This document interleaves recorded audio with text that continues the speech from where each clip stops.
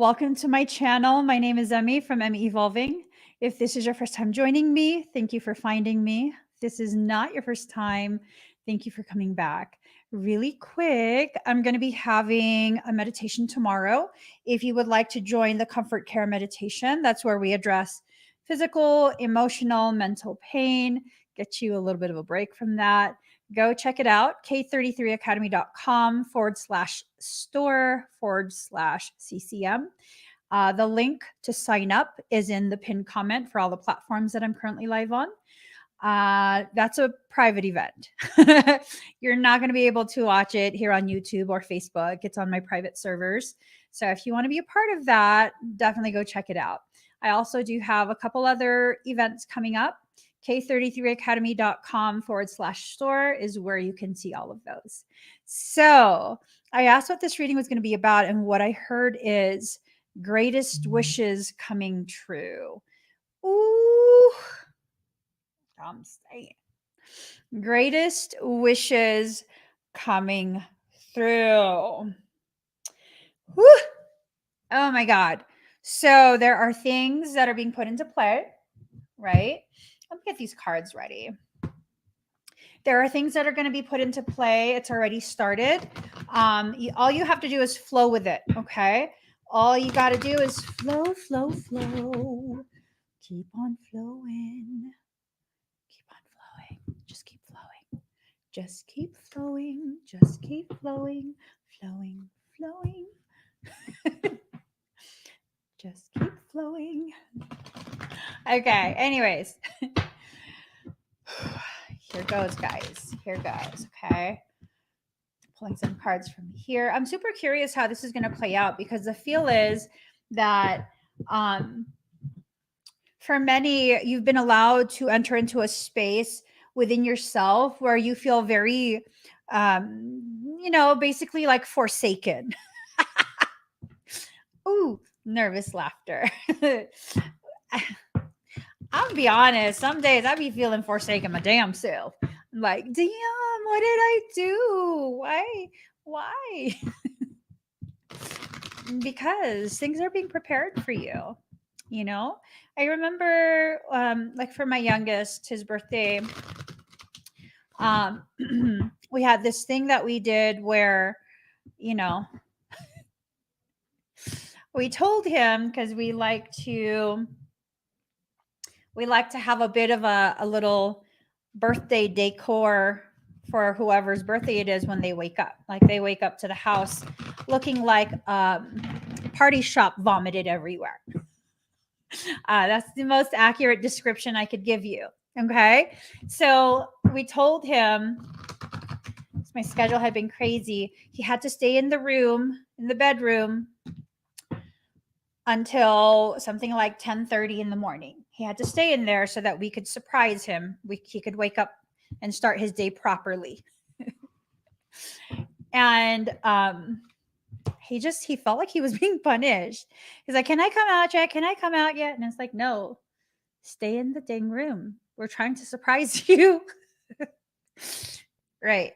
And then after a certain point, which we didn't realize, he was keeping tabs on the time. He's the youngest. We assume he's not paying attention to time.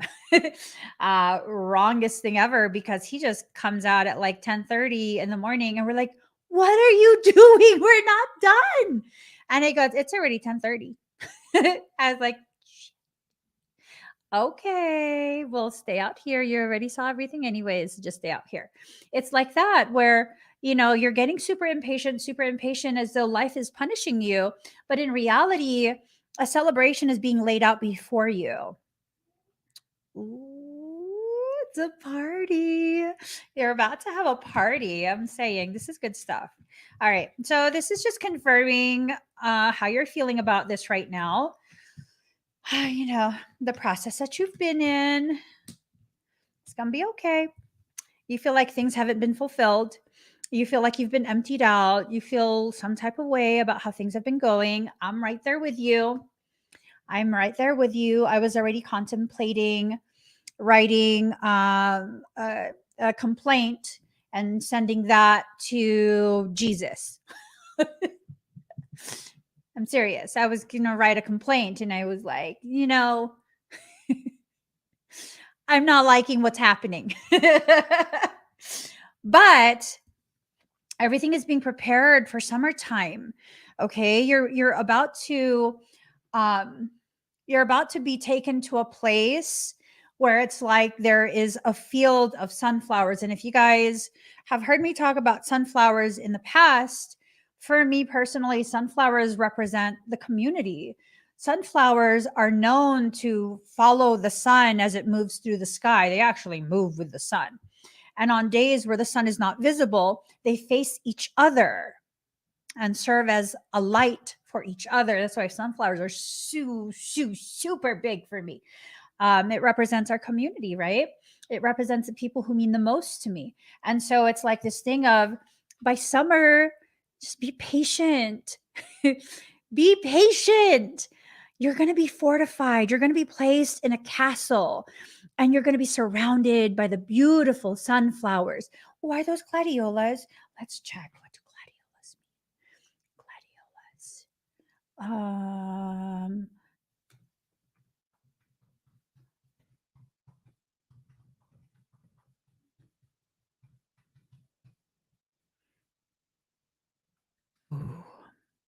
Strength of character, faithfulness, moral integrity, and remembrance. Ooh. In Rome, gladioli were associated with gladiators. Some say the gladiators wore gladiolus corms around their necks during battle to help them win and protect them from death. Because of their association with gladiators, the gladiolus flower meaning is strength and integrity.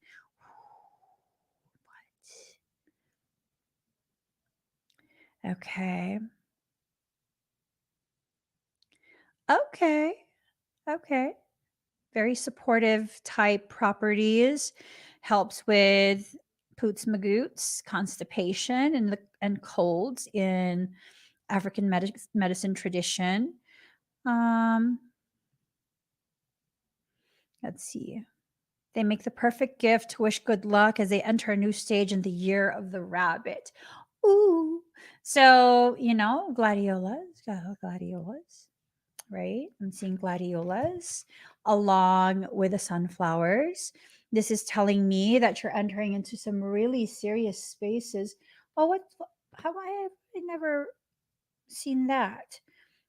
Let's see. Pink trumpet blossoms. Pink trumpet blossoms. Hold on. Okay. What could it possibly be? No. No. Let's see. Pink trumpets. What does it look like? What does it look? Which one is it? I love cherry blossoms. Okay, wait.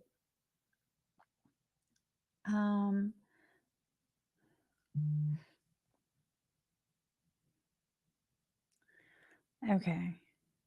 Hold on. I'm trying to find what that flower is because it's important. Pink trumpet tree. What is it? Spiritual meaning.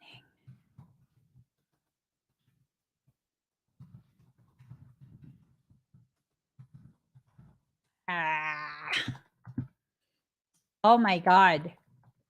Just failed my fast typing test. Okay, the significance of pink trumpet tree. Okay. It's used for treatment of a plethora of ailments. A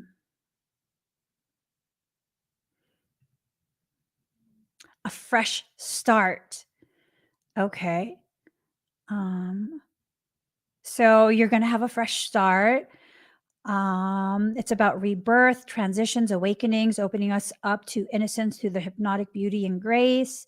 But that's angel trumpet. That's fucking poisonous AF. Angel trumpet, Datura. You don't want none of that. Okay, we're just gonna leave that alone. We're gonna leave that alone. We've gotten enough enough stuff. Wow, this is the second time I've seen you commenting on my live streams in the past couple of days. You're always so freaking negative. This is a place of positivity today. If you can't be positive, you might as well excuse yourself. Because if I excuse you, it's going to be permanent. I don't want negativity in my life, right? Right. Ooh, karma for Pisces. Ooh, Pisces did you wrong? Or Pisces got away? Pisceans tend to not like negativity, right? And sometimes when you're just a negative sourpuss, not saying you are, I'm speaking general terms. I'm sure you're going to take it the wrong way because you seem like the type of person to take everything the wrong way. But when you're a negative sourpuss, Pisceans have a tendency to be like, ooh, I'm good. No, thank you. Just saying, for those who are cross watching for Pisceans, you want to be around the Piscean longer, you're going to have to make sure that, you're not a source of toxicity for Pisceans. They're super sensitive to negativity. Um, you know, you know. Okay, you're out. Comments like this, you're out.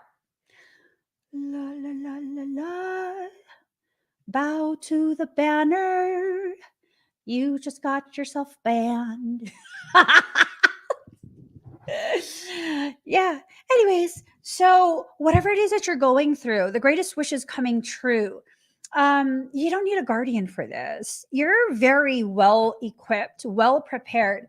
You're going to be finding your voice. And this reading is not just for Pisceans, it's for empaths as well. So if you're an empath, you're going to be finding that your voice is the very thing that's going to cause the wish fulfillment to happen for you. A lot of times, empaths and Pisceans, especially, we have a tendency, unless of course you're toxic, like we have a tendency to really not use our voice. We have a tendency to keep it all the way in. And don't get me wrong, I'm not saying Pisceans are perfect because I've come across some really toxic Pisceans. I'm saying though, this place, this community that we've co-created, it's not a place for that toxicity. So my assumption is whether you're a toxic person or not, you have the capacity to reel that in and be a healthy version of yourself. That's something to celebrate. Seriously. I have toxicity inside me. Everyone does, right? But being able to control that toxicity and not have it just kind of come out as verbal diarrhea. I mean, verbal poots magoots is still not cute. It still has a rancidity to it. I mean, Michael says, tell him what you really want to say. Well, fuck out of here, bitch. That's what I really wanted to say. But, we're trying to exit out of that space of just being a reflection of other people's toxicity. Right. I mean, that's something we have to consciously choose. He's smiling. That's something we have to consciously choose. We can't always just be a reflection of the toxicity that's placed before us. Sometimes we have to be, other times it's not the healthiest for us to regress, revert. Yeah, we don't need to do that all the time. Really quick, Sinbad Lone Wolf, if you are here or if you are watching this recorded, I'm, I'm waiting for your email, boo. I'm waiting for your email. The meditation is coming tomorrow. It's going to be early in the morning. So, at the very least, I want you to be able to join the meditation in the morning. And then also, I want to get in touch with you so that we can begin um, checking which motels are the best option for you. We're still trying to raise some of those funds. If you guys are not aware, we have a 59-year-old member of our community who has gone through really rough times, like really, really rough times. And they've been stuck in their car for 95 days at this, 97 days, I want to say, because it was like, 2 days ago. And, we were trying to come together as a community to try and get them a couple days. I mean, we can't provide indefinite shelter. It's just, we're not able to. But if we can come together as a community and get them maybe 3 days, a week at a motel so they could just recharge and, come up with a long-term game plan. It's hard to come up with a game plan when you're consistently in a space of depletion, right? I know what that feels like. I absolutely know what that feels like. So, Sinbad Lone Wolf, please email me. Let me put the email address so that way um you know where to email. I don't know if maybe you did email and it just you forgot one of the E's. Sometimes people forget that it's two E's, EMMIE, and then EVOLVING. So if you can, please do email. In any case, those funds are already earmarked. They're just going to be sitting aside somewhere. And they're specifically earmarked for you. I totally am a person of my word. I mean what I say and I say what I mean. And when I say that it's my desire, my heart tells me to help, that's what I'm going to do. So, but email, seriously, I don't want you waiting longer than you need to, right? So, containment. Something has been contained. It's kind of been kept from you for quite some time, and that's probably what's causing you to feel extra depleted, extra frustrated, extra like, nothing good ever happens for me. But you know, golly gee willikers, golly gee willikers, I'm kind of just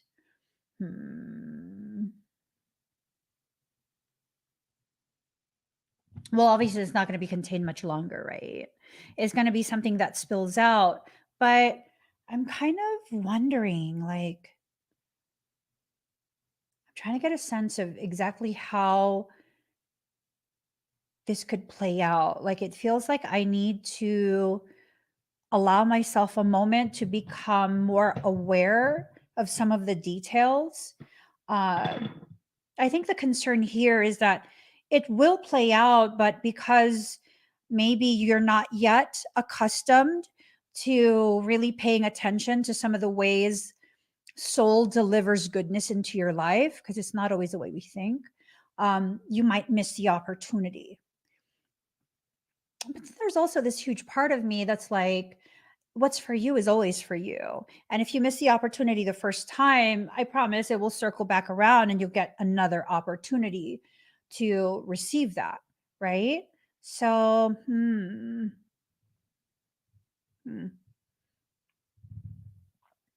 see, and this card um, kind of confirms that concern of like, you might not realize when you're being given the opportunity for your dreams to come true. This,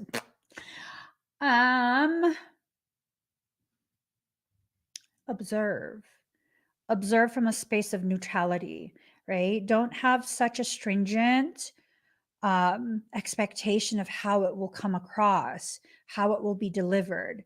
For example, I went on a trip. It wasn't vacation. I went to go help my brother. I had to move him and or help him move. I mean, he's not an inanimate object. I had to go help him move. And it was this thing of like, we went to go rent a 15 passenger van. And I was too lazy to get up and get my wallet that night because I was already in bed looking at the prices. And it was like $1,000 to rent it, which that's normal for the amount of time. And then the next morning when I went to go finalize the rental, they changed the price from like $1,000 to fucking $3,400. I was like, and I was so bent out of shape over that, but I was just trying to keep myself level because I knew something was being attempted to try and destabilize me. There was no way I was not going to help him move. And so then it was this thing of, that's fine. I'm going to go ahead and I'm going to try and rent 2 vehicles because my family is really huge. I'm going to rent 2 vehicles instead. And, that way it'll be about the cost of one van rental. And that went through. And when we went to go pick up the car, the line was so long. And again, that's another setback. It's another thing of, gah! I should have booked it at another place. And I considered that while we were in line. I considered canceling and booking somewhere outside away from the airport. And I was like, oh God, I'm just too lazy. This is too much. I can't deal with this. We're already here. My husband will help calm me. If I get overwhelmed, he will calm me because he's with me. And luckily, I didn't cancel it and try and go somewhere else, because the guy who ended up helping us after we were in such a long ass line, he was like, I can get you a van. And I was like, what? What? Yes. So he was able to get us a van for the same cost of the rental. So now, yes, that's all I wanted. Was the original price. It was a little bit more, but whatever. And then when we got to the house, the fucking sliding door was seized shut. And I was like, oh my God. And then I decided everything everything that happens, every inconvenience is a pathway to another blessing. Take that in. Everything that happens, every inconvenience is a pathway to another blessing. Because you know what happened in the time that I freaked out for a moment because the door was seized shut and there's no way we're going to get all our family through freaking. Anyways, I was like, let me look at the contract. And then the contract only stated that we were credited for one rental when we had two. They were supposed to combine it, but they didn't. So I was like, well, that's perfect. We got to take it back. And when we go and get another van, let's mention that, hey, we just want to make sure that the second rental is credited, not looking for a refund. I know the website says no refund, whatever, but just please credit it. So we ended up getting a brand new effing 15 passenger van, brand new, only had 25 miles on it. It was still wrapped in plastic. I was like, fuck yeah, fuck yeah. And then when I mentioned it to the lady who was helping us, because they gave us the wrong address, the lady on the phone gave us the wrong address. So they sent us to a different rental company, but they're sister companies. And I was like, every inconvenience is a pathway to another blessing. And I really maintained that in my heart. And when I told her about the second rental, it was like $700. And I was like, yeah, is there any way that you could, make sure that that's noted so that way we get the full credit that we paid for? And she's like, oh, that's something totally different. We can't do that here. The best way to get your refund is to call a customer service line. I was like, what? Refund? Mm-hmm. Yes. So what should have been a $3,400 van rental ended up being $700. Whoa, whoa, whoa.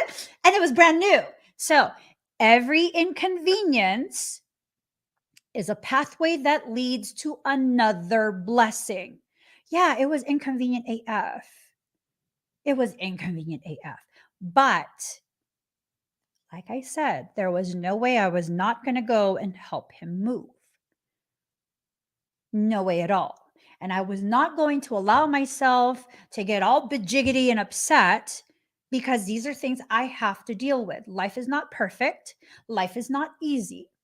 You deal with the things that are brought to you in the best way you possibly can. And if you cannot stay positive, you at the very least must stay neutral. How do you do that? Well, with all that negativity and all those inconveniences, it's very easy to get negative, right? Instead, I was like, well, that sucks, but I'm sure this is for a good reason. I don't know what that reason is. I'm going to roll with it. And when the door got stuck shut, I was like, okay, well, at least we're still in town rather than hundreds of miles in some remote area with no cellular reception to get help. So it's okay. We were saved from being stranded somewhere and stuck in the car. And I was envisioning the engine catching fire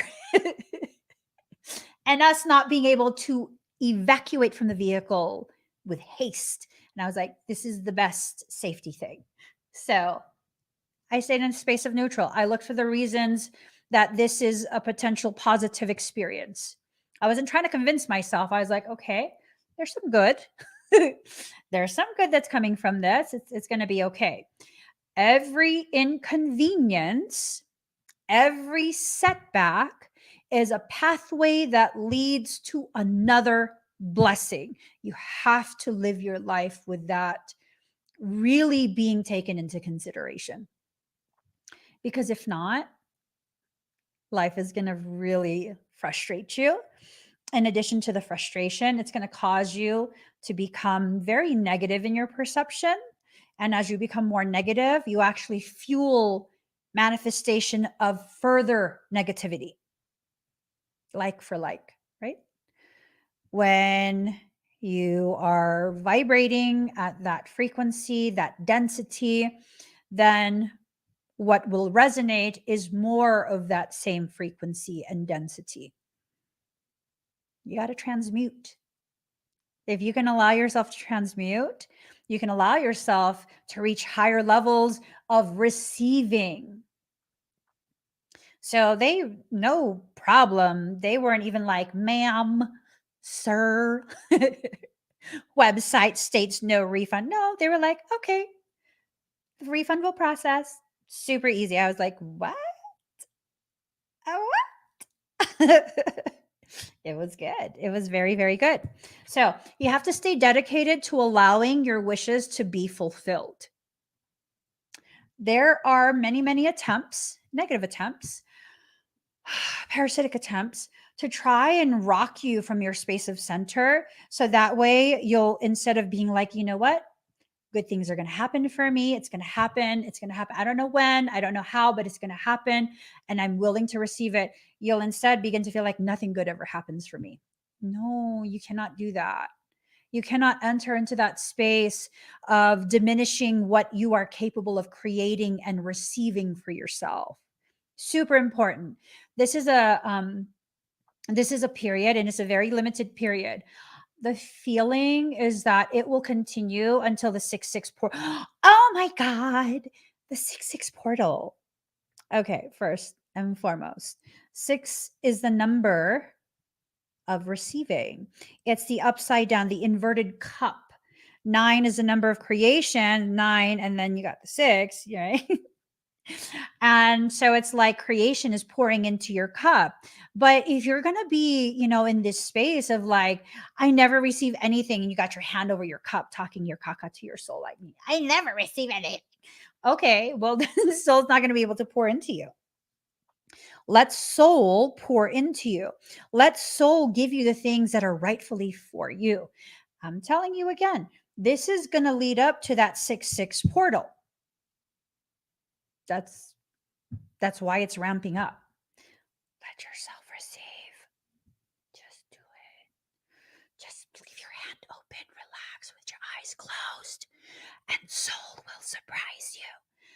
Don't like force it wide, flat open like that, because your hand will cramp, and next thing you know, you're going to be squeezing it shut, and then soul can't pour in. Soul's not going to tell you when it's going to put something into your hand. It's just going to do it. It's going to do it when you are at the most receptive, when you are at the most willing to receive. I'm ready, soul. Let me spray myself. Soul, I'm ready to receive a compound with no less than 200 acres. I would like oil rubbed brass fixtures, a catwalk, cathedral ceilings. I would like an indoor atrium. I'm ready to receive for $50. Nothing over $50, please. We're ready, soul. I'm ready to receive my baby donk of an ass. I'm ready to receive my capped shoulders. I'm saying, soul, make it happen. Make it happen. Your girl's ready. Be ready, you guys. I'm serious. Like, yeah, it sounds like I'm joking, but I'm so not joking. I'm ready for my shoulders, my hips, and my ass. I'm ready. I'm ready. If I can't have the house here, that's okay. It's okay. I'm trying to be realistic too, but it's not unrealistic to have all of that. I've been working really hard. to strengthen those parts, right? And I don't want those things for aesthetics. I want them because I have shoulder issues and I have hip issues. That's going to make me unbreakable to have those things. I'm just going to be like, yeah, my ass cheek will kick your ass. Which it's already there. You know what I hip thrusted earlier today? Hold on, I have to calculate this. I don't know the calculations off the top of my head. So let's see. 45 plus, oh no, wait. 45 times 8 plus 50 plus 25, 480 pounds, bitches. That's what I thrusted today. It's good shit. I'm saying that was a personal best. So stay dedicated to allowing yourself to receive. Again, soul is concealing things. Soul is hiding it from you. It's a surprise. It's meant to be a surprise. You're not going to expect this to happen for you, but I promise you it will. It will, okay? It will. And I think if you allow yourself to recognize that you're ready for the things that, soul is trying to bring your way. Soul, I'm ready for my old hair, super thick, the texture to come back. I'm ready, right? I'm also ready for a wig. I'm saying faux locks. I would love that. I'm ready for that as well, right? Now, this is not something you're going to be guided to. You can't push this along.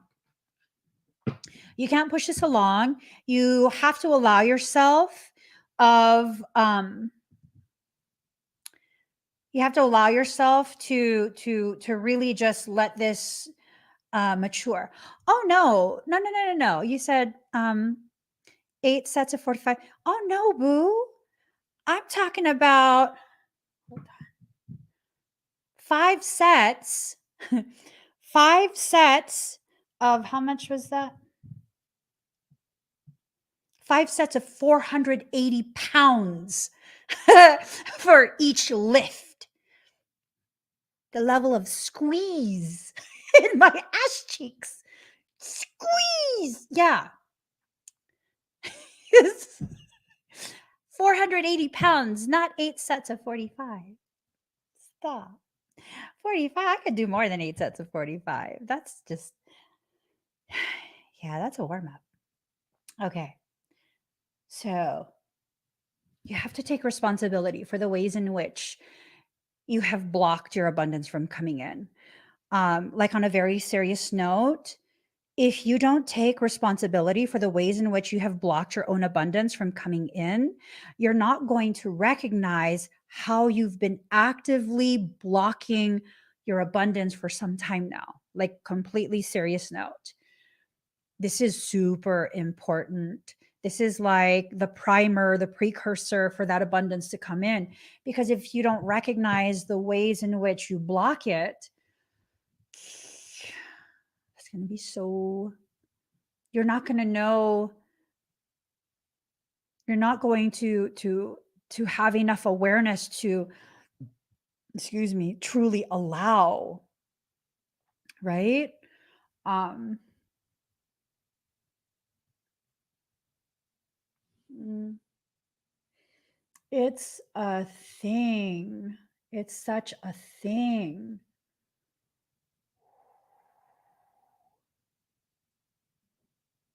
So this is telling me that soul has been trying to bring this to you for some time now. Like, are you aware? Okay, let's do this thing, okay? Um I'm going to push frequency. I'm going to play some music for you guys and then I'm going to push frequency. And we're going to allow ourselves to feel emotion, thoughts, and physical sensation on the body. This is to make you aware of which pathways are being used to block it. Yeah. let's go ahead and play some music. I want you to take a deep breath in, slow exhale out. If you want to experience this, put hashtag feel. So hashtag feel, FEEL. Comment that whether you're watching live or you're watching the recording. I want you to know where it is in you that the blockage is existing in. Sorry. Oh, hold the phone. Hold the phone. I must I must turn my speakers back on. They're right. Oh, I love this song. All right. Breathe very deep, very slow.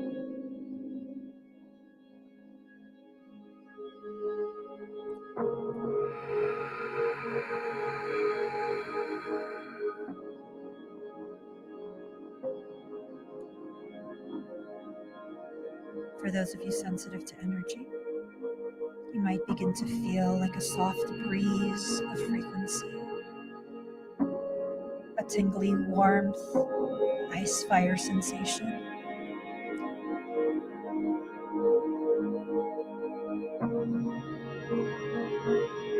Just sit and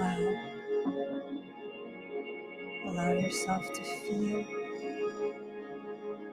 allow the thoughts to flow, allow whatever fear exists inside you to be recognized in this moment. Feel on your body the areas of soreness, density, blockage.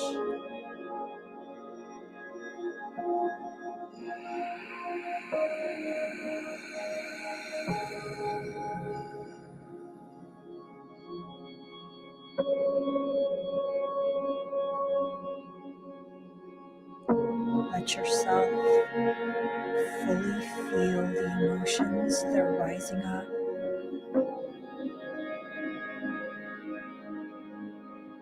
The hesitation to acknowledge the emotion that's a form of blockage.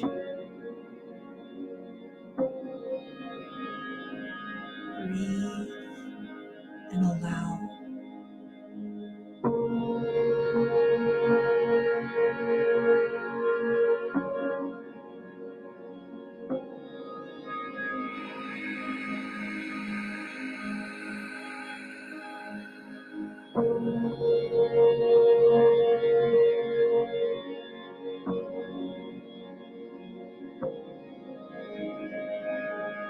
For those of you who are sensitive to energy, you might begin to feel the vibrations and the release.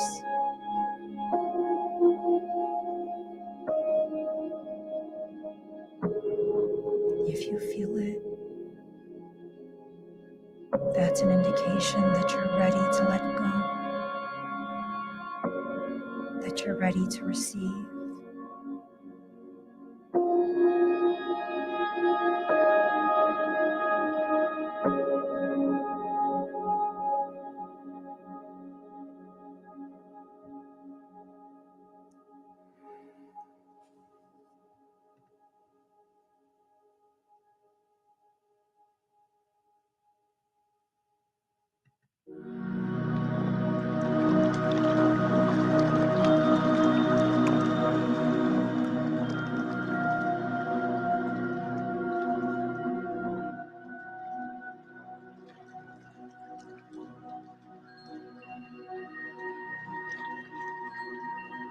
For those who are ready,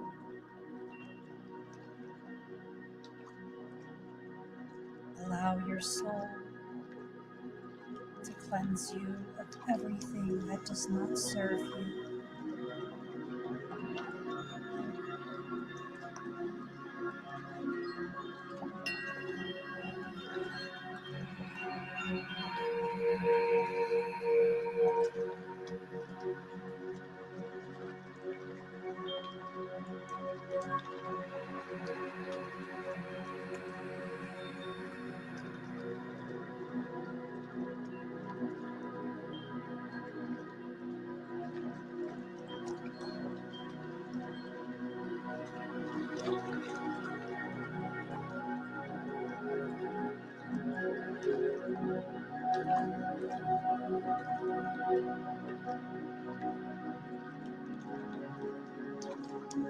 Your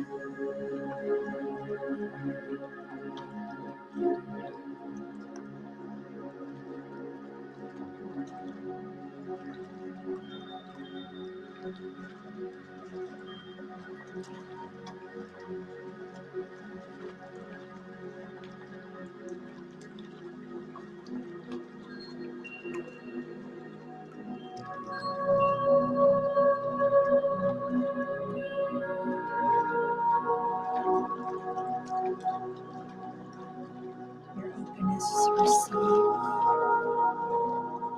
your willingness to feel. You are shifting your trajectory. You're being brought back onto your path.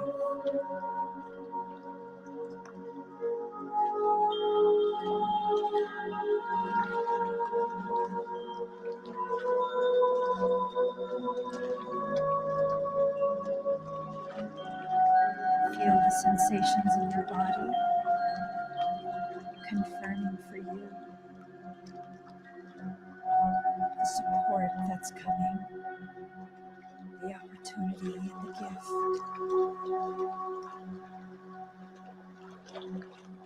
Take a deep breath in. Slow exhale out. Give yourself a moment.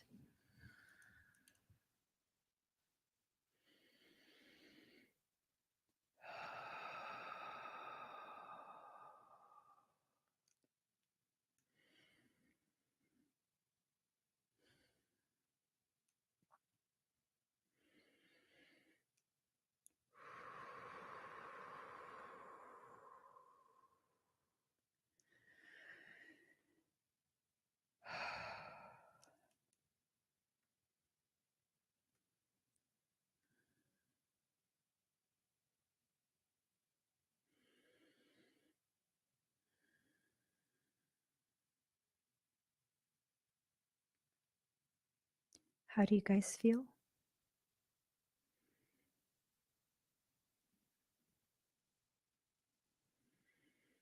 You're welcome.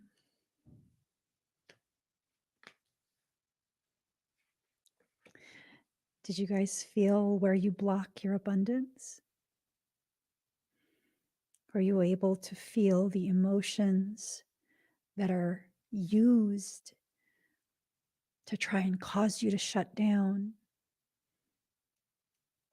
It could be fear, it could be anger, disappointment, sadness, loneliness.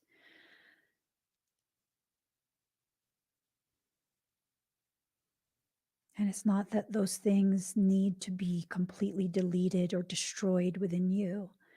It's that you have to recognize the way those things are being used right now.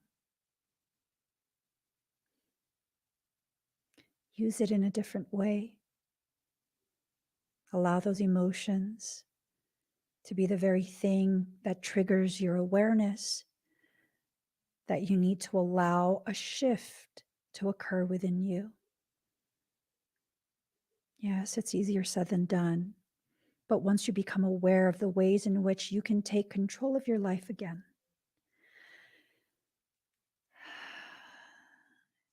you then are empowered to do so. I say this as someone who used to suffer from clinical depression, long bouts of severe clinical depression. I no longer have depression. Why? Well, because when I start to feel a depressive episode starting, I recognize there's a deficiency. I recognize there's something I'm not acknowledging, nurturing, tending to within myself, and I actively seek that out. I actively seek the awareness of what part of me needs me. Do I need to be quiet? Withdraw into myself for a time? Have I been excessively depleted? Have I denied what I really want? And in that denial of what I really want, instead devoted all of my energy, my time, and my focus towards appeasing people's preferences. I know I do that sometimes. And when I recognize I'm doing that, it's like, okay, It's not a bad thing for me to love people in a way where I cater to them, but being realistic, if I do that too much, I feel embittered after a while. And that's not their fault that I'm volunteering to do these things for them because I love them. So rather than allowing it to get out of control, I pull myself back a little bit, right? I allow myself to recognize, okay, I'm doing a little too much. I need to reserve some of my energy for me. I need to rest a little bit. I need to do the things I do that makes me feel better. Maybe I need to go work out or something. I don't know, right? Really taking the time to assess, allowing your emotions, your emotional state, your physical sensations in your body to tell you when, you know what, needs to be shifted a little bit. For example, yesterday and the day before, I've been having a lot of really tight muscles in my lower and upper leg. It's affecting my knee function. And today was leg day. So I had to make a decision this morning. Am I going to the gym? Absolutely. Absolutely. So, what do I need to do at the gym? Push myself to the degree that it's safe, but nothing beyond that. And I don't like limitations. So, I'm over there doing leg day as an emphasis. It's a full body day, but the emphasis is on legs. And I pushed myself quite a bit, quite a bit. And I felt my knee, and I was like, you know what? Okay, I need to switch it up. I need to switch it up. I need to work on the rest of my body, give my leg a little bit of time, see what happens towards the end. Maybe I can continue with leg presses. I was going to max myself out on leg presses today. Um, I can leg press about 400 pounds. I was going to try and go for a personal best, do maybe 490. And when I finished the rest of my body work, I looked over at the machine, the inverted leg press, and I was like, oh, it's that guy. There's a member at the gym. He's a much older man, and he just seems very sad all the time. And he has a tendency to just sit at the machine for like an hour. And I was like, I am not waiting an hour. I'm going to take that as a sign that this is it for leg day. I can go ahead and add a couple more exercises for back, arms, chest, whatever, but that's it for leg day. My knees feel good today, right? Being able to take it to the edge of what you know you can safely handle, but not going beyond that out of love for yourself. When you apply this tactic, this technique to emotions, allowing yourself to feel the sadness, the pain, but not allowing it to the degree where now you're looking for an unhealthy coping mechanism. No, no. You took it too far. You allowed it to go for too long. And it's not your fault. But these are the ways in which you end up hurting yourself, making yourself feel more alone. Allow yourself to receive the support, the love, the nurturing. Yes, there are certain things you have to deal with it yourself, right? You have to come to certain conclusions on your own. You have to initiate certain processes by yourself. That doesn't mean you have to do the whole thing alone. That means when you recognize you need another that you trust to step in, to help out, you let them when they offer. Life has a beautiful way of allowing the people that we trust to come in at just the right time when you feel like, oh God, this is too much. When we allow, we then recognize, like, okay, this is creation telling me I need a little bit of help right now. I need a little encouragement. I need my people. I need my family, whatever it is, right? Allow yourself to receive softly, softly, the tender touch. You've been speaking too harshly to yourself. That harsh communication oftentimes will lower your perception of what you deserve, what you believe, what you perceive to be rightfully for you, right? Like that concept of, no, it's okay. No, don't give me the $500. There's other people that need it more than me. Let them have it. It's like, do you really not need it? Are you really that, financially stable that you don't need that? Or is it that you think if you accept that you're being selfish because there's other people that need it more than you? I tell you, this is something that was very difficult for me to learn. It took me many years. If that gift, that offer was for someone else, it would not have been offered to you, right? It would not have been offered to you. Now, here's the most beautiful part. This is what helped really drive this home for me. I have had in the past very generous viewers give me quantities of cash, not cash, but they send it through they donate it to me. And they're like, Emmy, use this to help other people. And it's like, yes, yep, there you go. That in that moment, I'm being used as a channel to bring others relief. And that's when I realized, okay, it's true. When something is offered to me, it is for me. When it is given to me for me to help others, it is for others. And let's face it, when things are given to me, what makes me the happiest is to help others, anyways. You know what I mean? So that allows me to let myself receive. It's still hard. Not gonna lie, I'm not gonna play this game with you where it's like, I got it. No, you guys have seen me even very recently where someone was like, give me the list of tools you want. And I was like, no, I'm gonna cry. It's still hard. It's still hard. But I'm making progress. That's all soul is asking you to do. To allow for some movement, some flow, some progression. It doesn't matter what direction. It doesn't matter what direction. Allowing yourself to receive is very important right now. Okay. Defend to the end the worthwhile. There will be those who will see you in this process. They will recognize this vulnerability in you because, you're not yet sure if you are just intellectualizing selfishness, that maybe you really shouldn't receive it. They'll see that and they'll try and get in your head. They'll try and gaslight you. It's okay. Those people are being sent to you by your soul. And I tell you it's okay because your soul is utilizing those people's willingness, um, capacity, desire to trigger you. They're using that person as a tool to test how committed are you to this forward movement, this growth, right?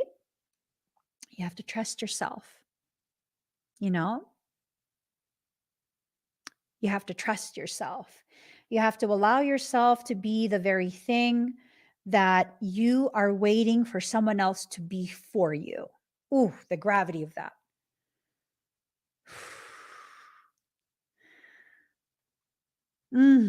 The gravity of it. How many times have you been capable of helping yourself, saving yourself? And instead of doing that, you give of yourself to someone else in hopes that someone else will then save you. Ooh, how many times? How many times have you abandoned yourself to give someone else the opportunity to find and save you?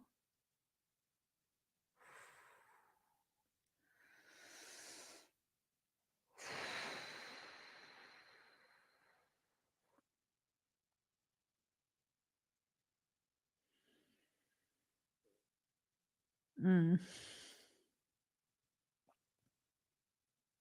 Oh, that got me real good. I called my own self out and hurt my own damn feelings right now. Oh, ooh.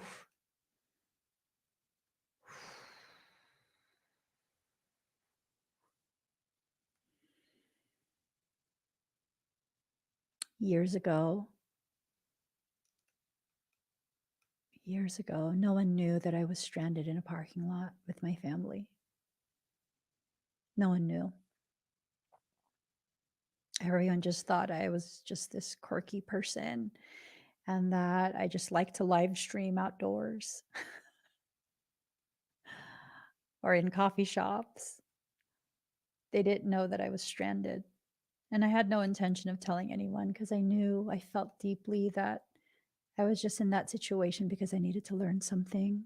I wasn't being punished. So I wasn't in any rush to get out of it. I just was trying to be as present as possible. And then one day I was live streaming.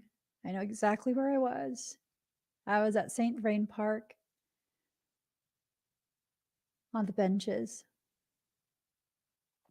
And at that point, no one had ever seen me cry or be upset or anything. It was always just me being ridiculously positive, loving, patient, empowering, encouraging, just nonstop helping others.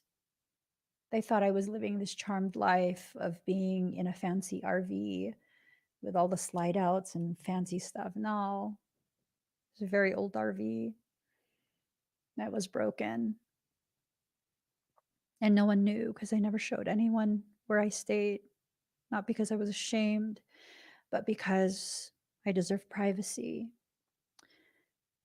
And as I was sitting there in the park on the bench, picnic bench, Michael goes and tells me out of nowhere that he intentionally broke my brakes to strand me. I was so mad that for the first time, my carefully curated exterior, my public image, I couldn't maintain it. I couldn't remain stoic. I fucking started sobbing.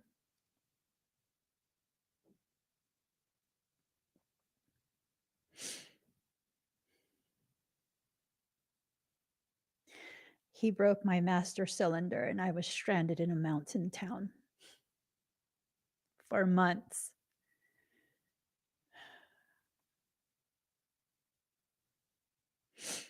And I still feel some kind of way that he did that.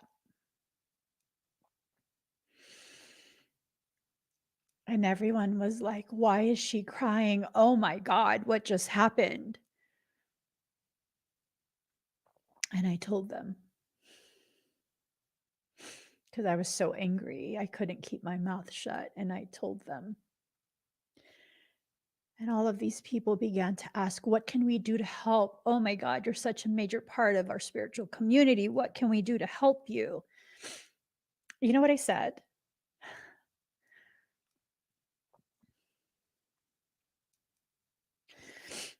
Without hesitation, I said, I need $700 because my husband's new coworker is about to be homeless. She's short her rent $700. I know we're going to be fine because we have our broken ass RV, but we still have somewhere to be and we are fine. But I don't think she'll make it being in a parking lot. So, what I need right now is for her to have her rent paid. I barely knew this woman. I don't think I even interacted with her ever. My husband barely started that job. And that's what I asked for. I asked for that. And within minutes, someone gave me the $700. At which point, I had my husband ask her, what's her PayPal? What's her whatever it is? We're sending her $700. And then I was stranded for a couple more months, but at least I knew she was okay.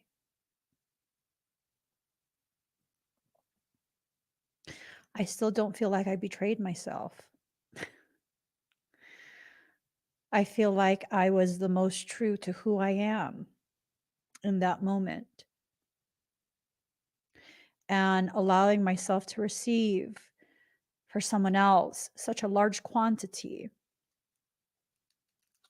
it didn't change me. It just helped me to see there are good people in this world. People who, just like me, care about others, who, just like me, are willing to give. That's a large amount for someone to give to someone else. I still don't feel like I betrayed myself. I don't feel like I betrayed my children, because to this day, and I was homeless for another maybe 3 years after that. To this day, that homeless period is the most beautiful period my family has ever experienced. We received so much opportunity to bond and just really understand what's important for us is our family.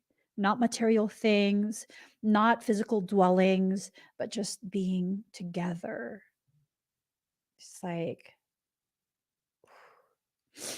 um,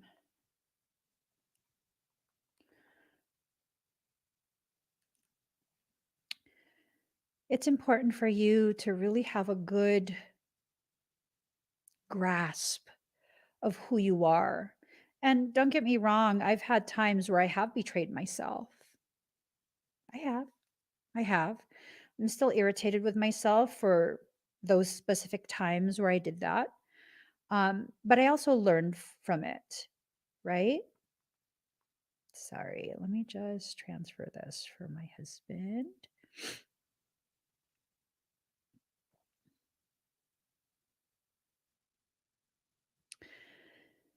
I've learned, and that is more precious to me than any amount of money I could have kept in my account, or any amount of self preservation I could have had in exchange for someone else's suffering. I'm learning to very carefully balance all of it. I'm learning. I'm learning. I shouldn't always make my needs second or even last. I'm learning. There are times where, you know what? Because I know my needs are always taken care of at just the right time.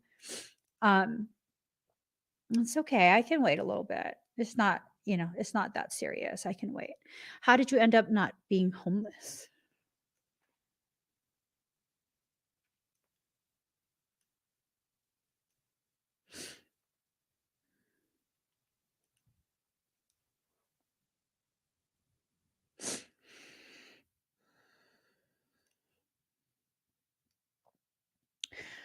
I had an answer immediately when I read this.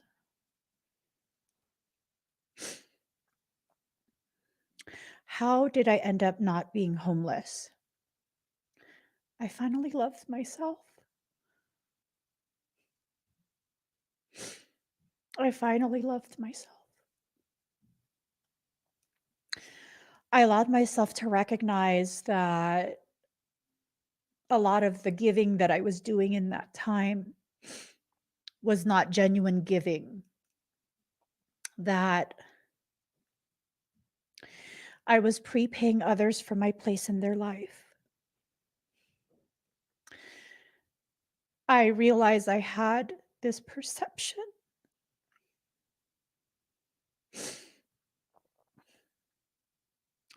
that unless I give you more than what you ask for, more than what you expect, that I wouldn't be worthy to be around you. I think that's one of the worst ways I've betrayed and abandoned myself. No, don't be sorry. Don't be sorry. These are things that people need to hear. That the price I had to pay to become the person that I am today is the cost of the way I used to be. Martyrdom is not being a good person. It's emotional manipulation. You're emotionally manipulating people to see you in the way that you want. And I had to go through this entire process of recognizing I'm already that person. That I don't have to manipulate people to see me in the way that I actually am. I will always be a giver. That's who I am. But I'm learning not everyone needs to receive from me. I will always be a nurturer and an empowerer.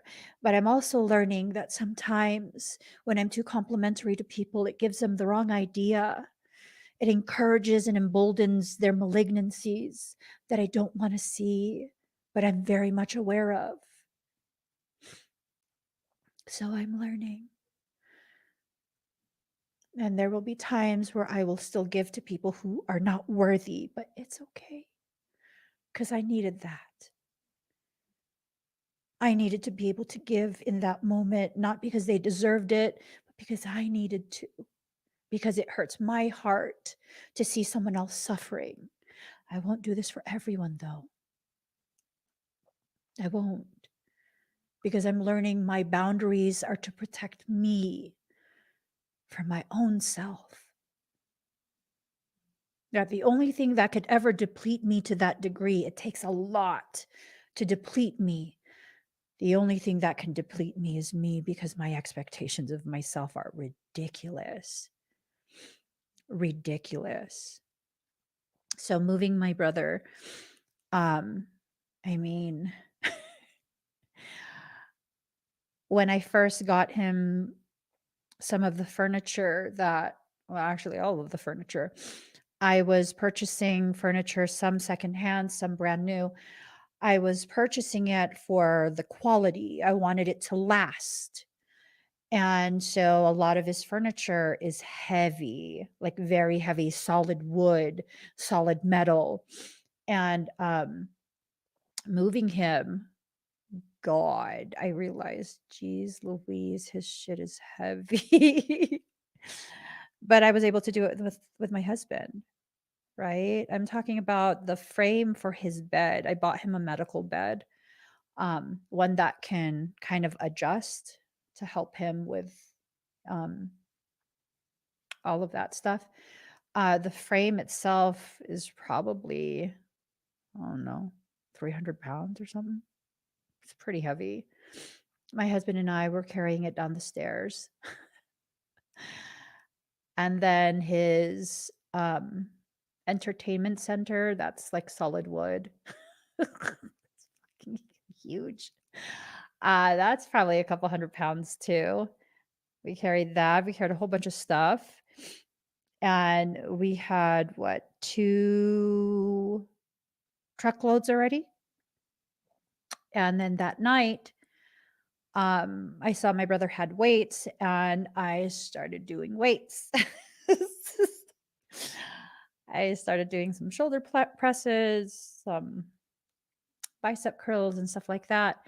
And my brother saw me grab the weights. He goes, "Moving wasn't enough?" He goes, "Today wasn't enough for you? You're still going for more?" I was like, "What?"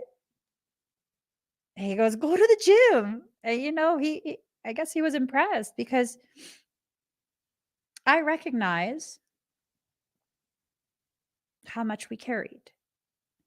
But I also recognize I was using moving straps, and that uses physics in order to evenly distribute the weight between my husband and I. And the weight is being carried by my shoulders. And as long as I have my full spine engaged, much of that weight is then transferred to my hips and my legs.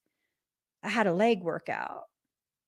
I didn't have back or arms. I didn't have chest. I just wanted to be even. My brother's like, "Go on then." That's ridiculous to have that type of expectation of yourself. I understand. I'm ridiculous in my expectation of myself. And when I become too ridiculous in my expectation, I need to be my biggest corrector, my biggest defender from myself. Most people will never have the opportunity to break me. They're not strong enough. Emotionally, mentally, energetically, they're not strong enough because I've been conditioned by a very difficult life to always find yet another reserve of energy, strength, stamina. The only one that can break me is me. And tell you several times, I've come real close to doing it. to breaking myself. And that's when the people who you trust play such an important role, where they can very gently come into your space and be like, hey, that's enough.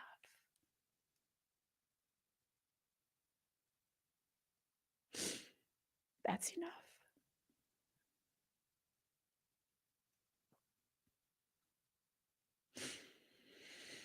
I'm very lucky to have a lot of people like that in my life. A lot of people. My husband being the primary one. I remember years back, I was basically living at the hospital because my mom was there and I was always with her. And it was so stressful for me because of the knowledge I had of what these events were, what they were intended to be. And I had whittled down to like 80 something pounds. I was less than a size 0. And one day I just reached a breaking point and I was not letting anyone know. And I just went into my husband's bag and I got out his clippers and I was trying to make it upstairs into the bathroom with no one seeing me. And he saw me. He saw me. And he followed me upstairs and he's like, "What are you doing?" I was like, "Nothing." Very defensive, nothing. And instead of judging me and saying whatever he probably wanted to say, he said, "Well, do you need help in the back? You just tell me what you want me to do and I'll get the back for you." I was going to shave my head. Um, yeah. And then he said, "Before you start, can I just hug you?"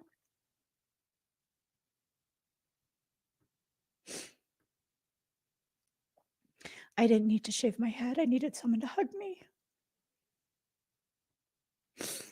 because I knew my mom was dying.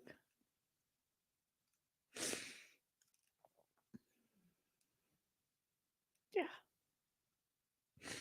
He didn't criticize me. He didn't shame me. He didn't do any of that. He was just like, "I'll get the back. Just tell me what you need me to do, how short you want it to go, or if you want me to take the guard off. And I'll do the back for you.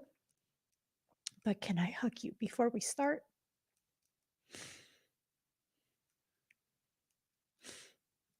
Life has a beautiful way of balancing things out.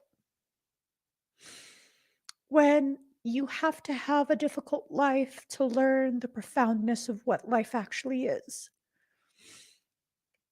you're always given at least one person who can be your sanctuary, who will always be a gift for you when you need that gift the most. And let me tell you, because I'm stubborn, I still totally cut my hair. I gave myself a pixie cut. I told him I didn't need his help. And I went ahead and I gave myself a pixie cut rather than going no guard right off the top. I instead did it in levels and layers, eventually ending with a pixie cut. And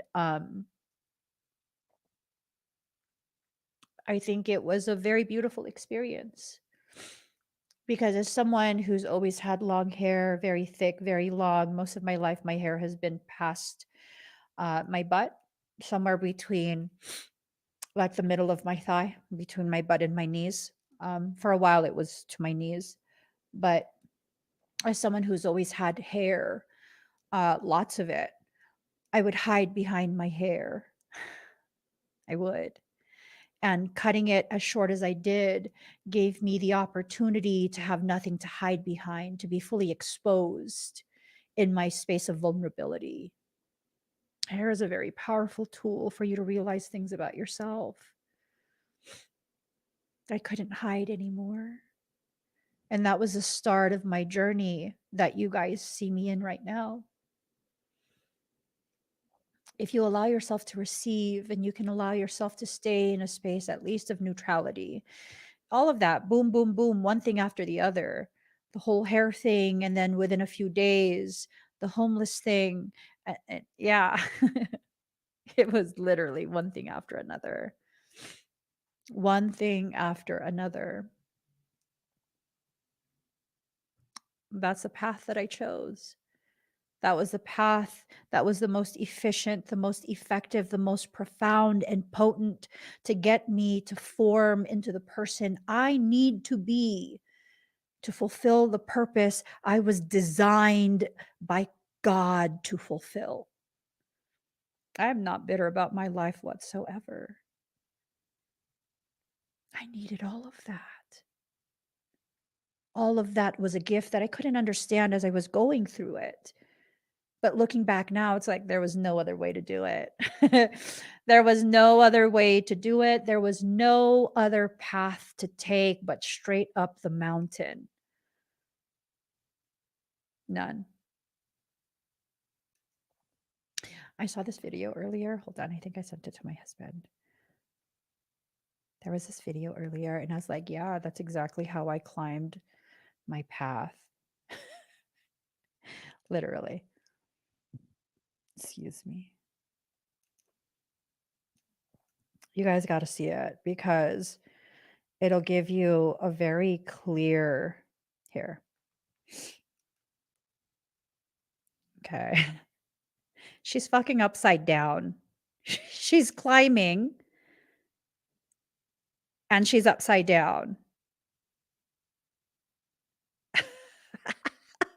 Like, boo.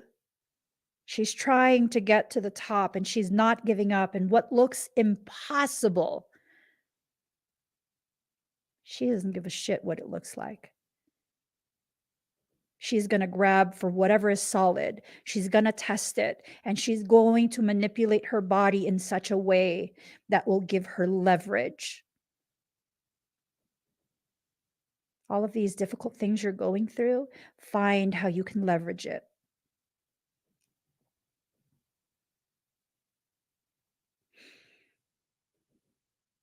There's a top right there. She's right there from it. There you go. She did it. She did it.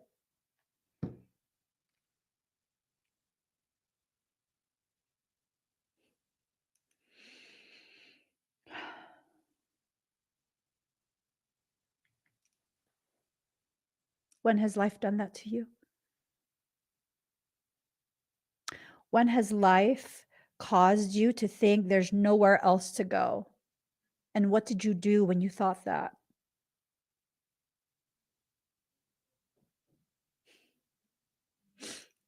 I'm thankful that I'm stubborn as fuck. Because when I get to that point, I'm like, no, I'm not done. And I mean it. No, I'm not done. And I'm not stopping until I get to where I know I belong. I'm not done. I'm not done learning. I'm not done receiving. I'm not done growing myself. I'm not done going through the process to mature enough to the degree that I can harness more of what I am for others as well as for myself. I'm not done. I'm not done. And I won't be done for quite some time. I'm not done. Are you done? One time I was arguing with someone. It was a very civilized argument, like communicating like this. And the person was trying to be dismissive. And they were trying to like assert their dominance by saying, "Are you done?" No, I'm not the fuck done. You can go ahead and open your ears because I have a lot more profoundness to throw at you. I'm not done. Do you still have the capacity to hear? No? That's unfortunate. My stamina is out of control. Exactly, free to be we, not even close. Not even close to done. Mhm. The only time you're almost done is when you're being prepared to go into your next form. You're going all the way to Super Saiyan, baby. You're going full Super Saiyan, boo. I'm saying you watch Dragon Ball Z, you should start. You should start, Super Saiyan. That's where you're going. So, these wishes that you have for yourself, we're going to make it happen. Bring it into form, but it's in reverse. That has to do with your perception. It has to do with what you perceive you're capable of doing, what you're capable of allowing yourself to receive, what you deserve, all of that. You have to stop settling. You have to stop diminishing. You just have to. You have to allow yourself to go all the way through. The word wants to be written. See, you don't want to write anything. You don't want to document anything because you don't want to remember this part of your life. The most important part of your life, you don't want to remember. Stop. It's in the times that you struggle that you are being formed into a greater version of yourself. Stop. I used to, and sometimes still do, really, really just fucking hate the fact that a lot of my personal shit gets brought out in live streams because it's like, why? People don't need to know this. Ew, give me privacy. But in reality, I can go back and watch live streams from 2018 and watch myself grow. I can watch myself grow.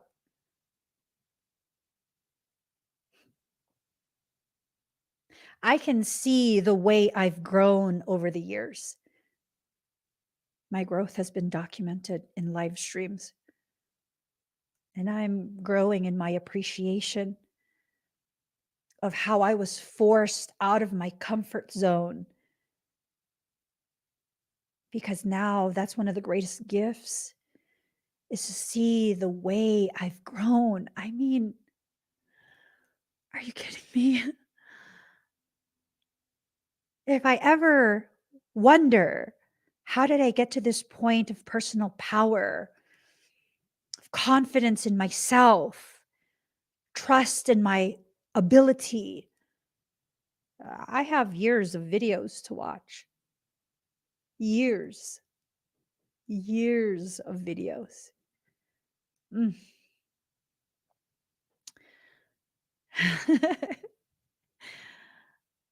Do one of you want to volunteer to?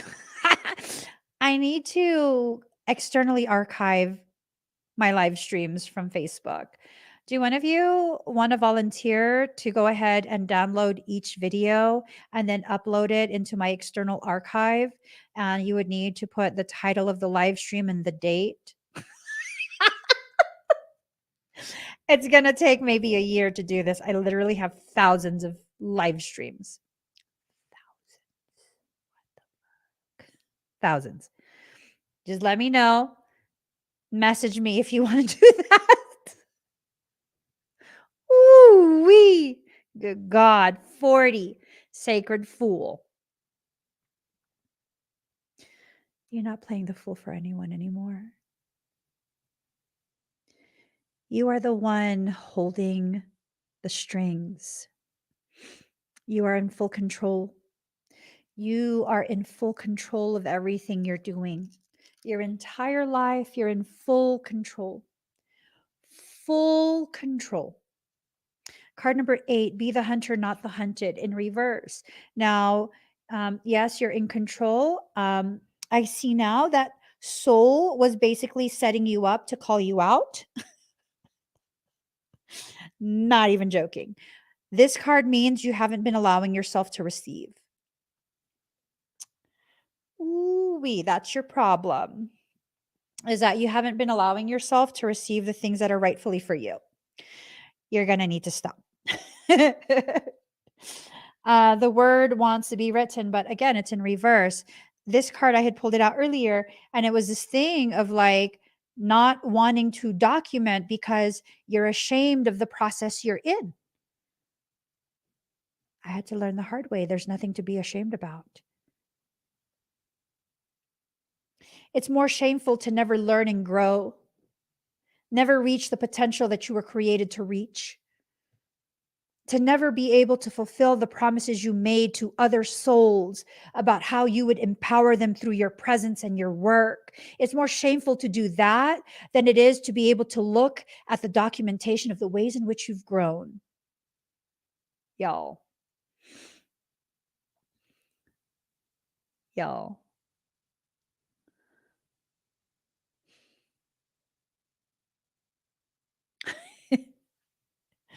You're being ashamed of the most beautiful parts of your journey. That needs to stop. That needs to stop. Allow yourself to receive all the things that are rightfully for you. So, yeah, doing that lacks integrity. What you need now is compassion, compassion for self. You don't have to be fearless as you do this. You just don't. All you need to do is have more courage than you do fear. You can be afraid all you want. That's okay. It's when you find enough courage that it outweighs the fear that you won't be crippled by that fear. Do you know how many times I've done things while afraid?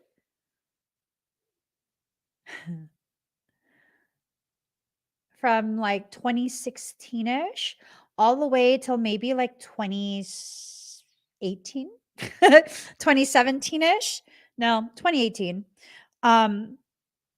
Every single live stream, you can see how afraid I am, like a deer in the headlights. Yo.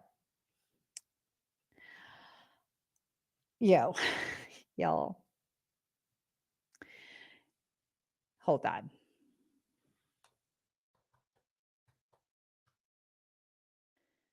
Okay. Yo. You're yo. um, yeah. Y'all got to see this. Okay. Um,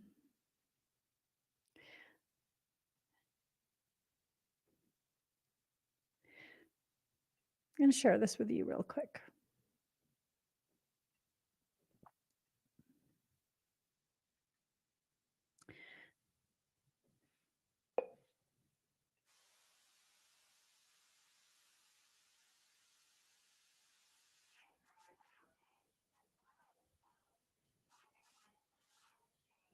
Who is this girl?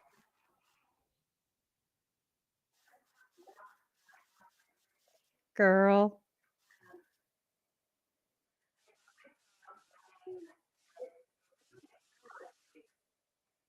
Can you tell how uncomfortable I am?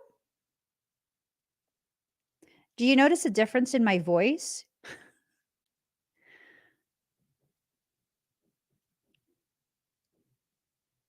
Can you tell that is not me rocking my authenticity? That is me trying to convince myself I'm being as authentic as I possibly can in this moment. Is gonna have to do. That's my pixie cut grown out. Yep. Yep. I can look at videos like that, videos of myself during that time where I was so fractured as a person, and see that, yes, I'm still fractured right now, but God, I'm so strong. I love myself. I enjoy myself. Like, I don't have that fear anymore. There's still fear, but not that fear. Not that level of fear that causes me to exist in a state of self-preservation. That's a gift to be able to see the way you've grown, right? It's like it's a gift. I cringe whenever I see that video. I do. I cringe so hard. But that's still me. That's still a valid part of me and my history. And when I go into these spaces where, cringe, ew, who was that? I then see how open I am to receiving at this point, receiving more understanding of myself, receiving the opportunities that can lead to even more opportunities for me to fulfill more of my divine purpose, whatever that may be. It's a powerful thing that you can gift yourself. Only if you can find enough courage to do it while afraid. Only if you can find enough courage to do it while still afraid. Right? So we have to allow ourselves to move forward. Allow your intuition to show you exactly where you don't feel strong so that you can make it stronger.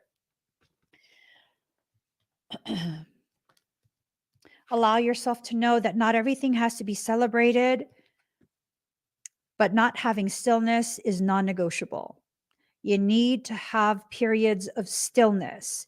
When you cannot allow yourself to sit in a space of stillness, you are afraid of what you will find within you. You don't want to awaken to the reality of the greatness that you are. It's okay for you to be great, for you to be an amazing person, for others to be allowed to witness you being in that genuine greatness that exists inside you. Worlds within worlds, these things that are stored inside your field, they're going to be allowed to come out. I feel like the pathways that will be used to bring all of these dreams into fruition for you, these are pathways that are being reactivated. You know what I mean?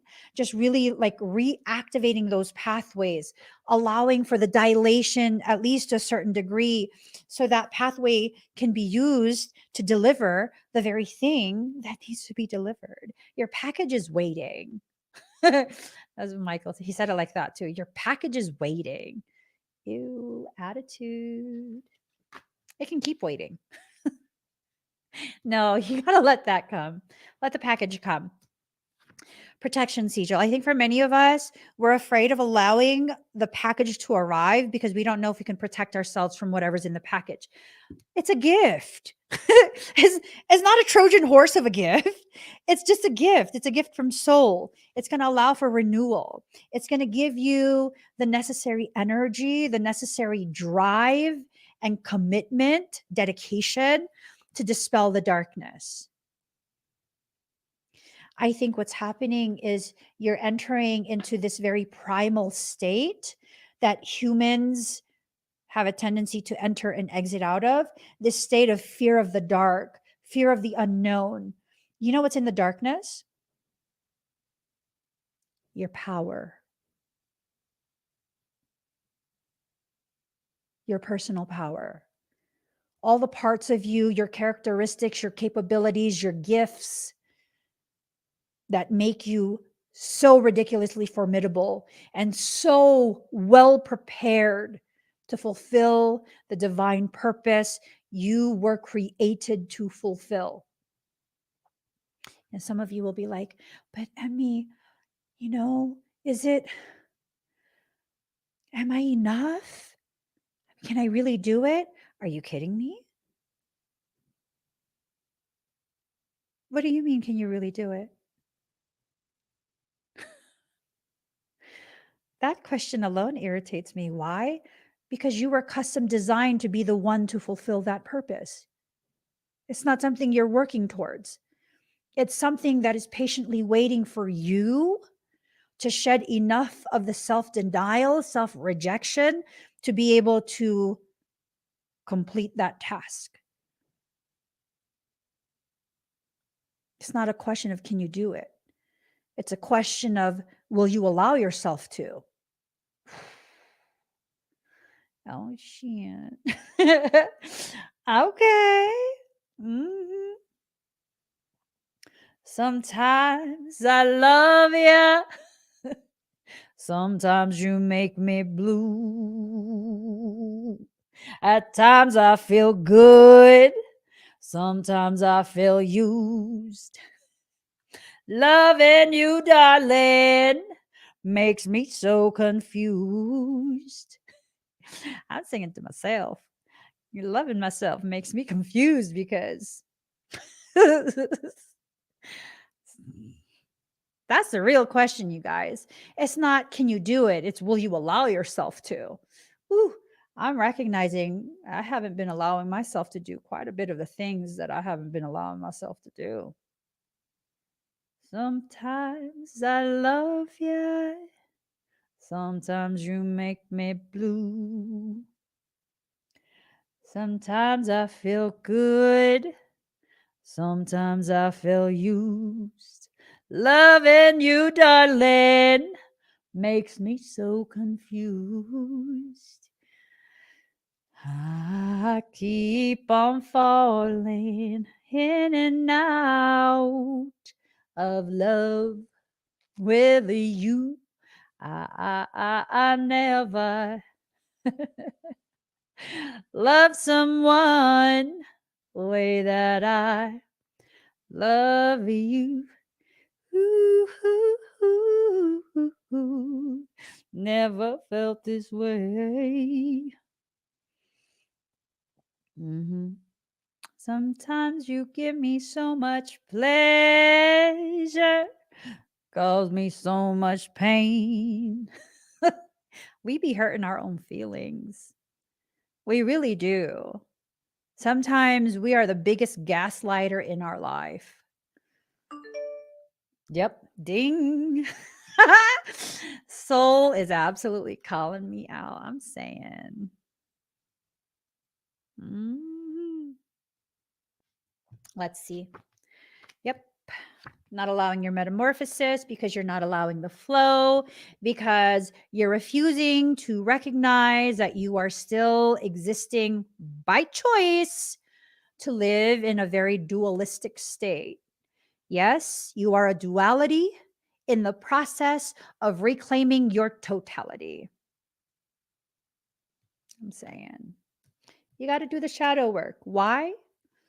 Not because of what the spiritual people are saying, but because that is where all of your power is. It was hidden there by you every single time someone in your environment during your childhood did not give you permission to be exactly as you are. Did you know, for much of my life, literally much of my life, it was only in like, I don't know, 2018, 2019. That's not that long ago.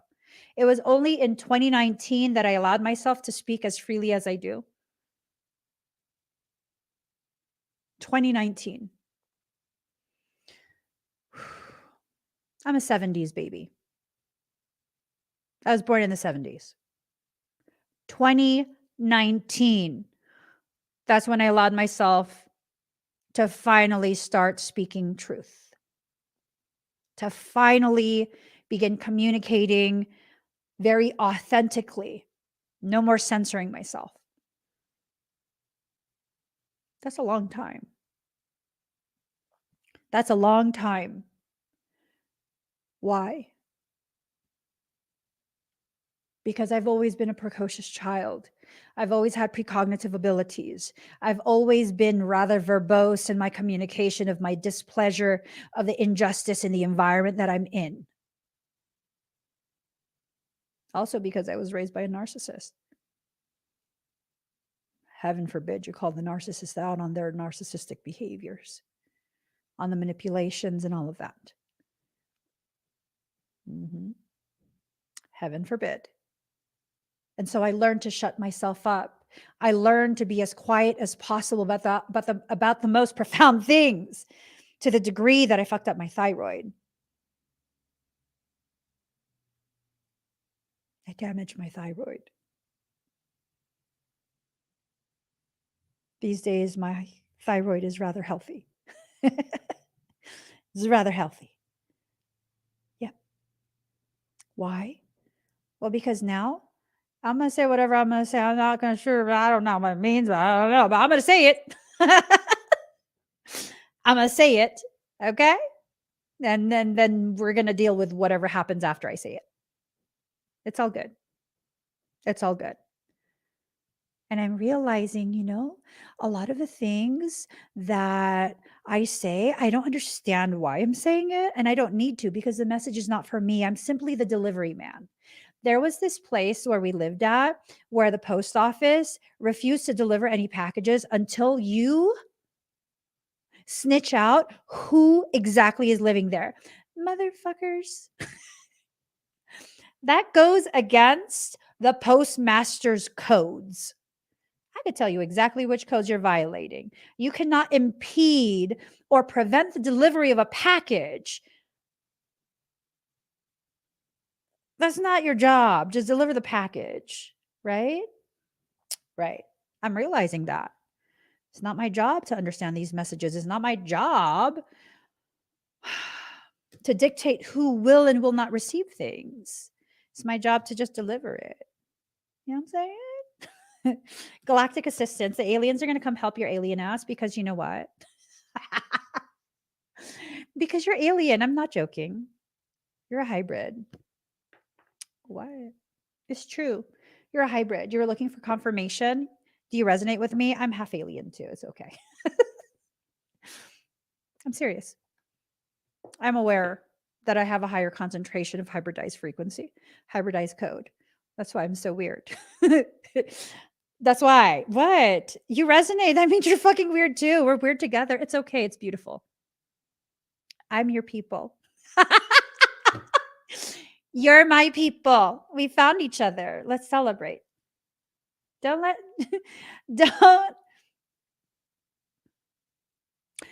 let society dictate to you what you should and should not celebrate. Don't. Growth. Card number 21, growth, but it's in reverse. I know you're not trying to prevent your growth. Actually, you are. You were already called out several cards ago. Let me see. Let me see. Right there. This card in reverse, you were called out. This card in reverse, you were called out. Yep. This card in reverse, you were called out. Now, the shadows and the aliens are coming because you won't knock your shit off. Oh, well. Oh, well. You got to let yourself grow. And no, you don't get to dictate the ways in which you're going to grow. Your life will show you what parts need to grow. Trust me. A lot of the important growth happens beneath the surface. Serious. A lot of the important growth happens in the roots. If the root system is not healthy, there's no way the plant could ever be healthy. A lot of the growth happens beneath the surface. Or your spirit. You're just a fighter. It's okay to be a fighter. It's okay to have weaponry. It's totally okay. It's okay to know how to use that weaponry. You know what's not okay? Fighting yourself. If Emmy fights Emmy, no matter which Emmy wins, there will always be an Emmy that loses. Do you know how I feel about losing?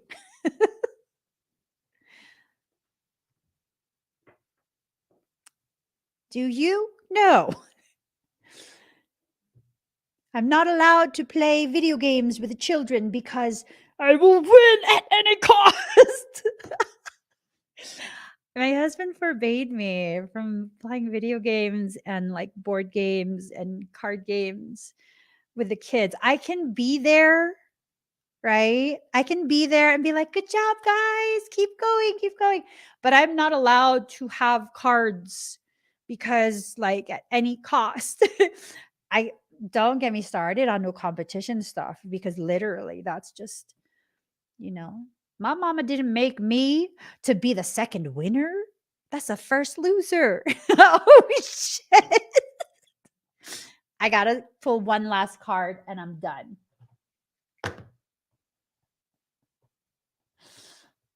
All right. I'm not even going to shuffle. I'm just, if you need the shuffling sound, That's all the shuffling. Okay, now we're just gonna dig in there somewhere. I don't want up here. Yes. Okay. Ooh! Ooh! Ooh! I like this. I like this a lot. Okay, card number 16. La la la la la. Bow to your partner. Then you turn around. Okay, here goes. Here it goes. I like these. Card number 16, from nothing to everything. Oh, my friend, if you are longing to be written on, become a blank page. Have you been shedding your skins, your layers, your certainties? Gone are fixed identities and definitive options. Keep casting those shackles aside, even if you fear you are releasing too much, and then perhaps you shall cease to exist.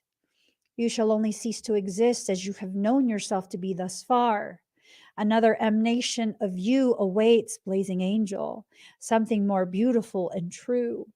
Yet here you are at the pruning stage, like a gardener for the soul. Shall the garden spring back to life, or will the enthusiastic denuding process be rather too much and unintentionally kill off the garden altogether? Not when your roots are strong. Fear not, your soul is made of hardy stuff.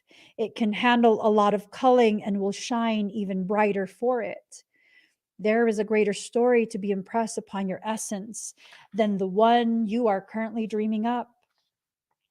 Though you are brilliant, no doubt about it, my angel of love, there is one who is even more so.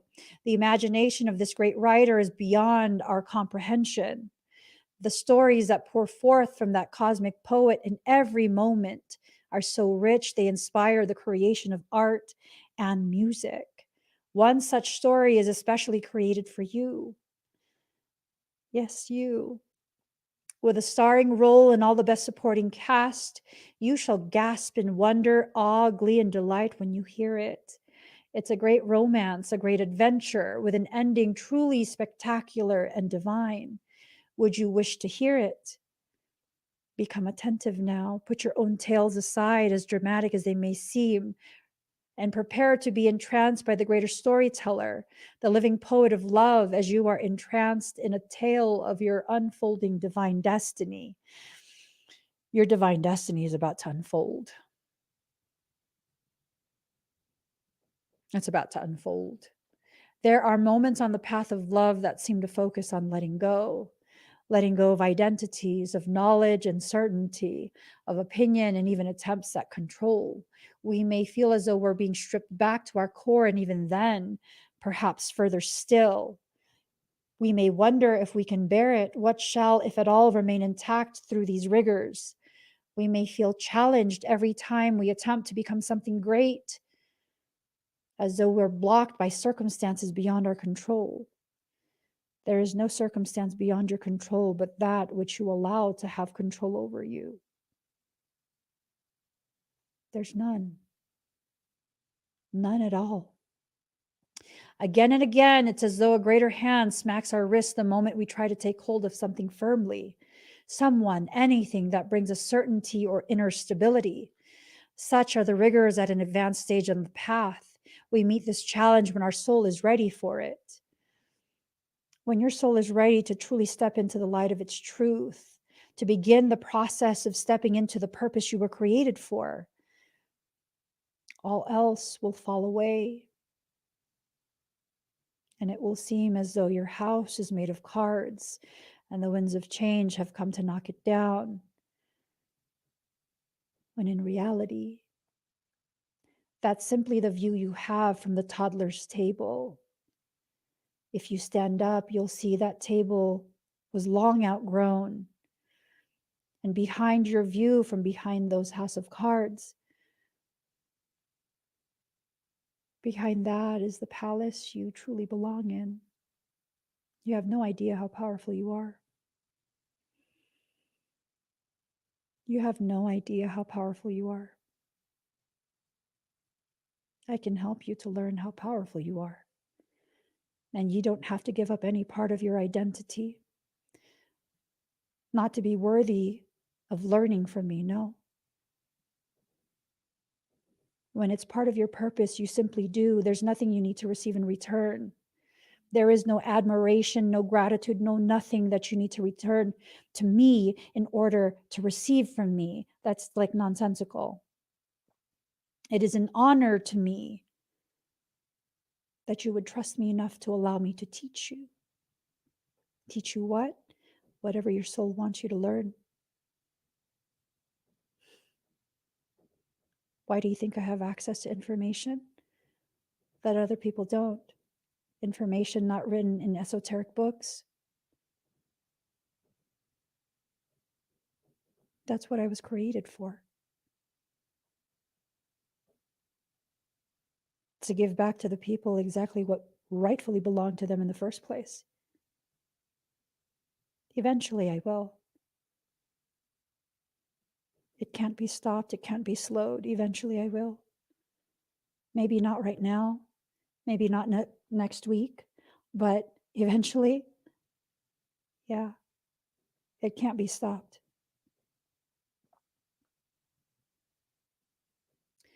We meet this challenge when our soul is ready for it. Why must it be thus? This is a sage question indeed. When we are asked to dispense with our story, the interpretations we have given to our life experiences over the years, we may not hear the request at first.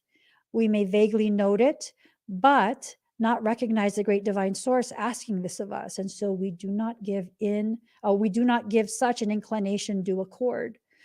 We may persist with spinning our own tales instead. You got to stop with the story you're telling yourself.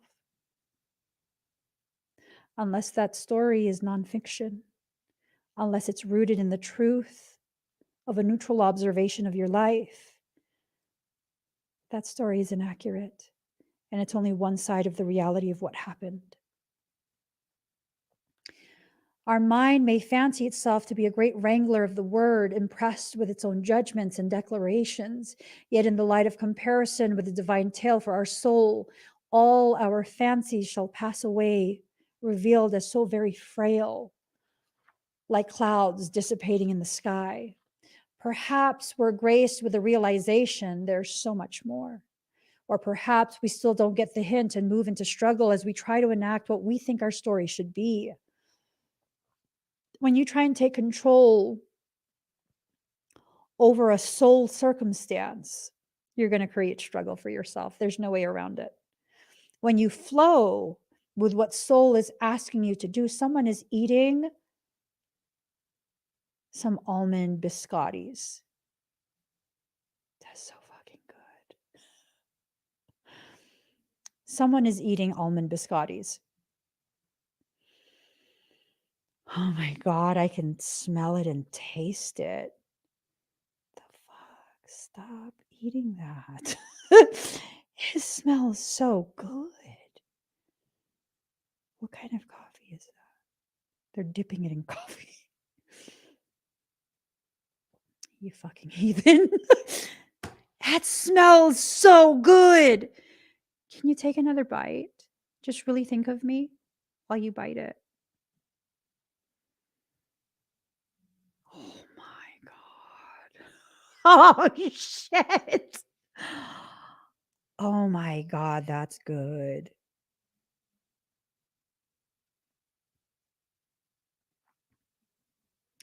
Is there gluten-free?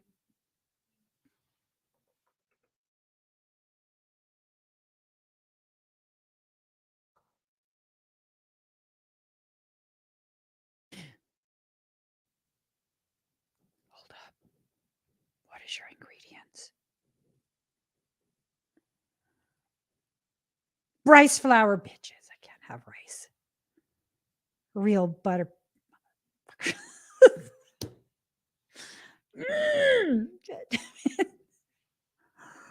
Oh my God. It's fucking great. Yo, if you're gonna eat shit I can't have, that's okay. It's your life. It's okay. It's your life. Thank you for sharing the biscotti with me. I'm just Oh my god, that was so good. That was just so good.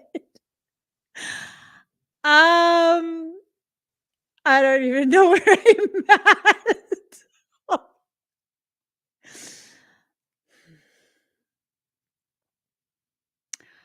Yo, all my Claires are active. What? That was so mean. That was so mean. We may hit obstacle after obstacle and create even more terror in our storytelling. That life is such a pain, a struggle, that success may not be for us, that we are forgotten and unheard. Yet we could equally choose to wonder if obstacle after obstacle, door after door closed, is just a prompt to look for the open window to climb through. And if so, instead of seeking to impose our small story upon the great truth, we can live the truth of our divine destiny. Then something magical happens. We participate through presence, along with the unfolding story of our soul journey.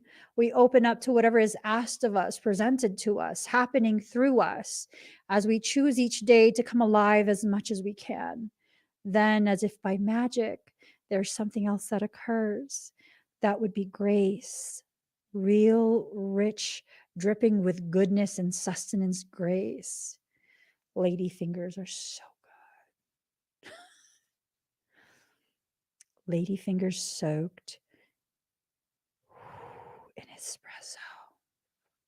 This is the sacred blessing that enables us to pay attention to opening doors rather than closing ones. The divine assistance that lets us know our life is proceeding according to a greater intelligence and plan. Once we stop thinking quite so much and live day to day, we will be blessed with a realization that our individual life story is so much more extraordinary and perfect than anything we could have summoned, even with our wildest imagination. I don't know. I can summon some really good stuff at this point. I'm saying some tiramisu, gelato, bitches. What? Gelato. Oh my God. Why have I been forsaken with food? It's bullshit. I just got to have a moment, please. Ah.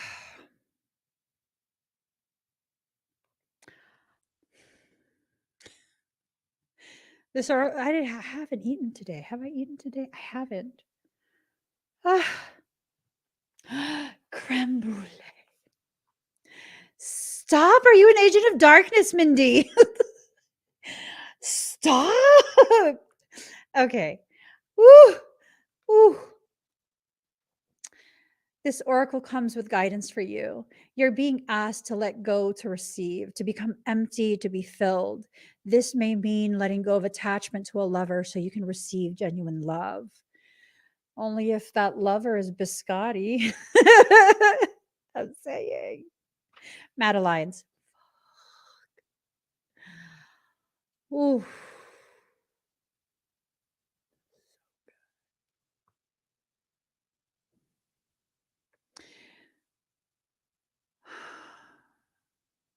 It may be of no longer what?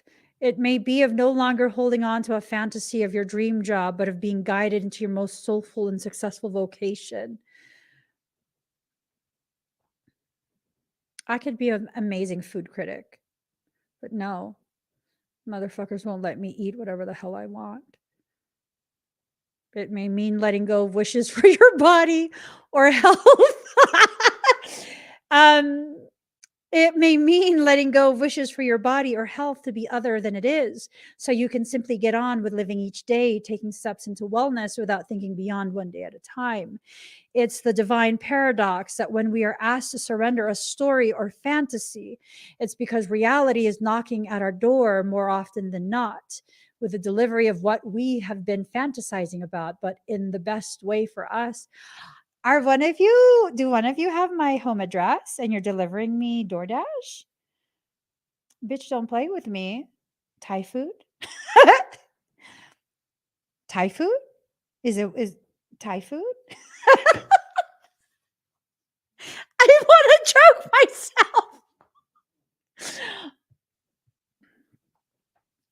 myself. Seriously. Are one of you trying to surprise me?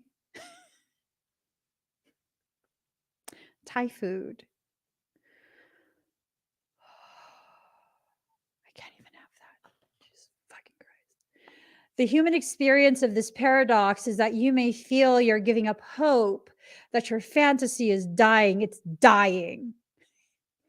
It is dying. It may be very painful and bring you much grief. It does. But all that's dying is your attachment, opinion about how it must be. This needs to happen so you can stop dreaming and start living it. I'm taking this as I'm being told to cook it my damn self. This is what's happening for you now. Do not fear any part of your process. Embrace it without expectation, with trust in your heart that the divine is simply guiding you from fantasy into fulfillment. Ooh. Mindy, I'm messy every day, not just today. Please don't limit me. Mindy, I am messy every day. I am messy Mary. Oh, shit. Messy Mary in the house. Okay, guys, fulfill your purpose, fulfill your destiny. Your wish fulfillment is about to go through the roof. Do what you need to do, boo. Do what you need to do. I promise everything's going to be right. She's like, you're right. You're right. Everything's going to be okay. Right. I don't know. It really feels like your biggest wish is trying to make its way to you. Let it in. Let it in. Let your life shift and change in the way it's designed to during this period. Let it in. Let it in. It's going to be okay.